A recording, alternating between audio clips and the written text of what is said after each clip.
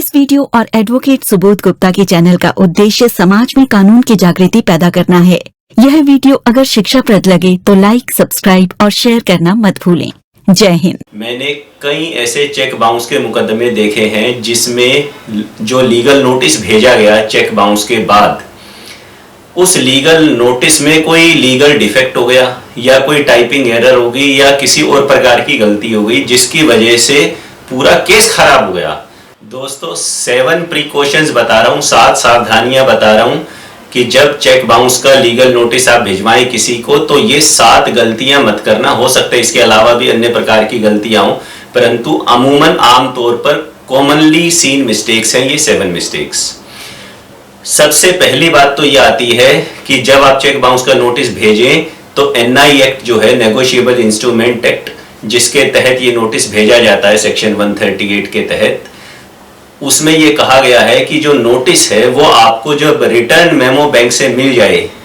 तो उसके 30 डेज के अंदर अंदर ही भेजना होता है। तो पहली सावधानी आपको ये रखनी है कि कहीं ऐसा ना हो कि रिटर्न मेमो आपने ले लिया हो, आप उसे लेके बैठे हो और फिर वो टाइम पीरियड निकल जाए। तो 30 डेज के अंदर अंदर जो प्रेस्क्राइब्ड पीरियड है एक्ट के अंदर, उसके अंतर्गत आपको नोटिस भिजवा देना है। और नोटिस पे डेट कुछ लिख दिया आपने, भेजा बाद में, तो उससे कोई बचाव नहीं होगा। जब हम कह रहे हैं कि नोटिस भेज देना है 30 दिन के अंदर अंदर,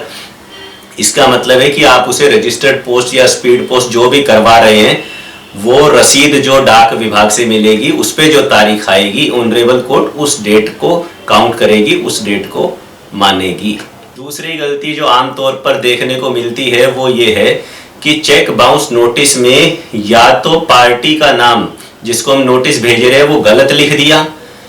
या किसी पार्टी का नाम नहीं लिखना चाहिए था वो लिख दिया, या किसी का लिखना चाहिए था वो छोड़ दिया। अब मान लीजिए कि आपको किसी कंपनी ने चेक दिया था, वो प्राइवेट लिमिटेड कंपनी थी, तो आपको टेक्निकली तो उस प्राइवेट लिमिटेड कंपनी ने आपको चेक दिया था, वो एक सेपरेट लीगल एंटिटी है, उसका एक सेपरेट अस्तित्व अपने आप में। तो आपको पहली पार्टी बनाना चाहिए उस प्राइवेट लिमिटेड कंपनी को, और दूसरी पार्टी बनाना चाहिए आपको उन तमाम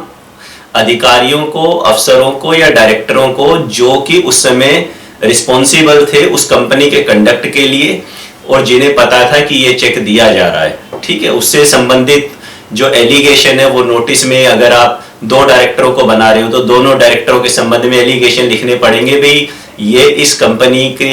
पूरी तरह कंट्रोल में था, इससे डीलिंग थी, उसका रोल मतलब स्पेसिफाई करना पड़ेगा। तो अगर आपने कंपनी को बनाया ही नहीं पार्टी, खाली उस व्यक्ति को बना दिया, एक व्यक्ति को, तो ये एक किस्म से एक डिफेक्ट हो गया। हाँ, जो भी मैं डिफेक्ट्स की चर्चा कर रहा हूँ इस वीडियो में, उस पर तरह तरह के ऑनरेबल हाई कोर्ट्स के, सुप्रीम कोर्ट्स के जजमेंट्स हैं। जजमेंट्स की बात दोस्तों अंत में आती है जब कोर्ट में जज साहब आपकी बात सुनने को तैयार ना हो। पर मेरा कहना यह कि जजमेंट देने की नौबत ही क्यों आए, हम ऐसी कोई गलती क्यों करें, ऐसी कोई डिफेक्ट करे ही क्यों जिससे कि कोर्ट में हमें जज साहब से रिक्वेस्ट करनी पड़े, जजमेंट देनी पड़े, बहस करनी पड़े। प्लेन केस होना चाहिए ना, मक्खन की तरह। जज साहब को दिखना चाहिए कि जो भी किया गया बिल्कुल सही किया गया है। तो ये एग्जाम्पल तो था कि भाई पार्टी को ऐड करना था, किया नहीं। दूसरी बार मैंने देखा है कि कई बार जल्दबाजी में भेजने वाले का नाम गलत टाइप हो जाता है। एक केस में मैंने देखा कि जिसने चेक दिया था उसका नाम था विनोद कुमार, परंतु गलती से विनोद की जगह VINOD जो स्पेलिंग होनी थी विनोद की, वो D पहले आ गया और O बाद में हो गया, तो विनोद का बन गया विंदु, VINDO।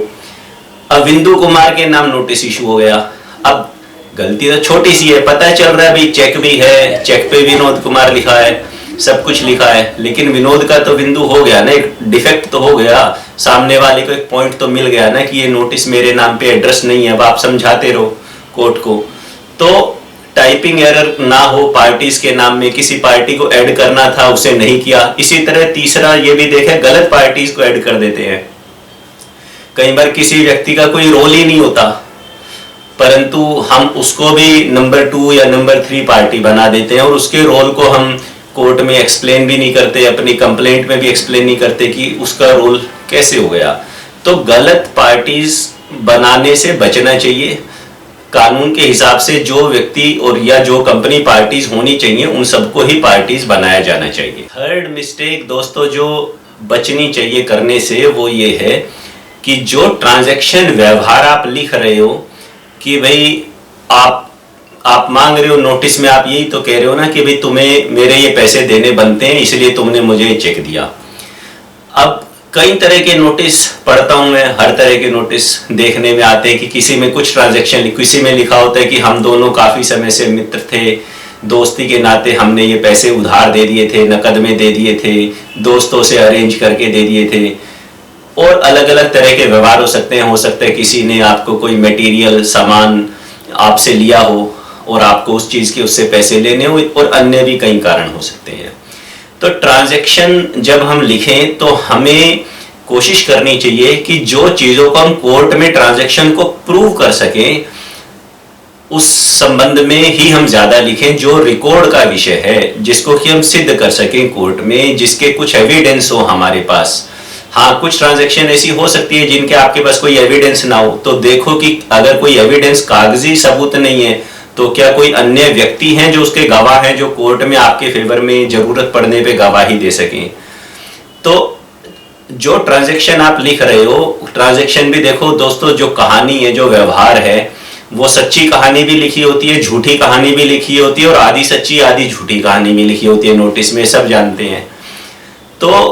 आप कितनी सच्ची कहानी लिख रहे हो, कितनी झूठी कहानी लिख रहे हो, या पूरी ही झूठी लिख रहे हो या पूरी सच्ची लिख रहे हो, ये अलग बात है। मैं इस विषय के डिटेल में नहीं जा रहा। मैं कहना ये चाह रहा हूं कि कोर्ट में सिर्फ आपके पास क्योंकि चेक है तो ठीक है, आपके पास चेक है, कानून ये मानता है कि भाई साहब आपके पास चेक है तो सामने वाले का कोई व्यवहार तो हुआ होगा ना, तब चेक उड़ के तो उसकी अलमारी से आपकी जेब में आ नहीं गया,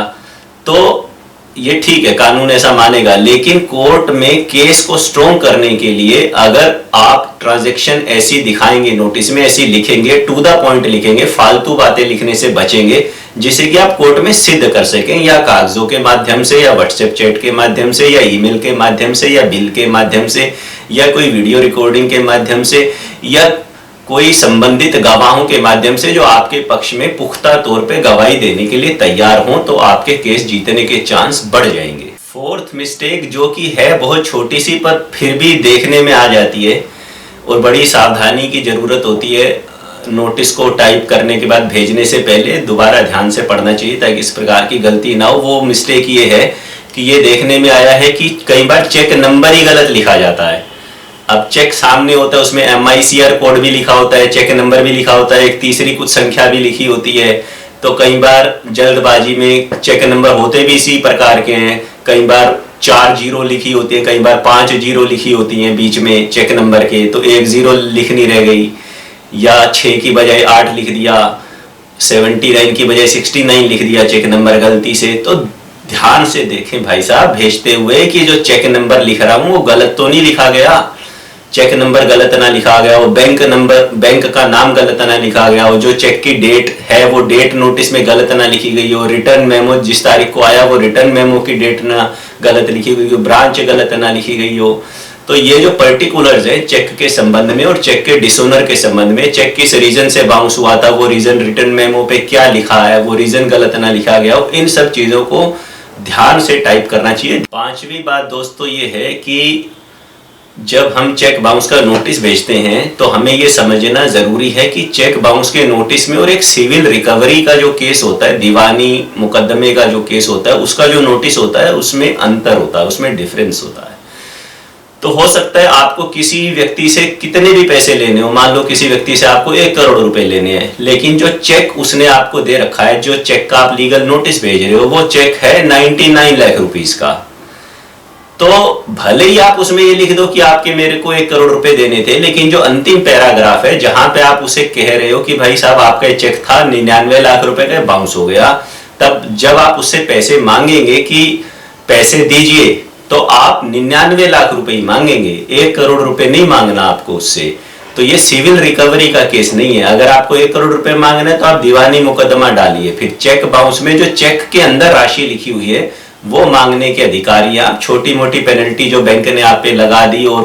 NI एक्ट में दे रखी है एक दो चीजें कि वो भी आप चेक के साथ एडिशनल मांग सकते हो, पर सेफ यही रहता है, सेफर साइड में सुरक्षित रहने के लिए, ताकि कोर्ट में किसी तरह का कोई कंफ्यूजन पैदा ना हो कि जो अमाउंट लिखा है चेक के अंदर आप सिर्फ वही मांगिए और आलतू फालतू चीजें उस नोटिस के अंदर मांगने से आप बचिए। सिक्स्थ मिस्टेक जो कई बार हो जाती है और उससे बचना चाहिए वो ये है कि NI एक्ट के अंदर ये प्रावधान है कि जब आप किसी को लीगल नोटिस भेजेंगे तो उसे 15 दिन का समय देंगे भुगतान के लिए। तो जब आप सारा कुछ लिख लें तो उसे ये कहना है कि चेक के अंदर ये जो राशि लिखी गई है आप इसका 15 दिन के अंदर अंदर में भुगतान करिए। अब अगर आपने वो जो पीरियड है उसको गलती से 1 हफ्ता लिख दिया, 10 दिन लिख दिया, ठीक है, 15 दिन नहीं लिखा, तो वो एक सीरियस लीगल डिफेक्ट हो जाएगा NI एक्ट के अंडर। तो इस गलती से बचना है। और 7वां और अंतिम पॉइंट ये है कि दोस्तों जब आप नोटिस भेजें दूसरी पार्टी को तो रजिस्टर्ड पोस्ट या स्पीड पोस्ट से भेजें और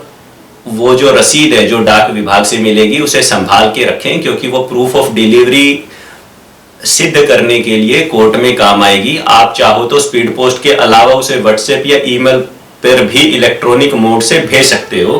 परंतु स्पीड पोस्ट तो करवाना ही करवाना है, क्योंकि इसमें भी कई बार विवाद उत्पन्न हो जाता है कि इलेक्ट्रॉनिक मोड से जो व्हाट्सएप से नोटिस गया वो मान्य है या नहीं है या कैसे है। लेकिन स्पीड पोस्ट या रजिस्टर्ड पोस्ट से तो आपको नोटिस भेजना ही भेजना है। जो पता आपके पास है उस पते पे भेजना है, भले ही वो उस पते पे रहता है नहीं रहता है वो बाद की कहानी है। नोटिस वापस आ जाए तो आने दो, लिख के आ जाएगा इस पते पे नहीं रहता, छोड़ के चला गया, वो अलग बात है।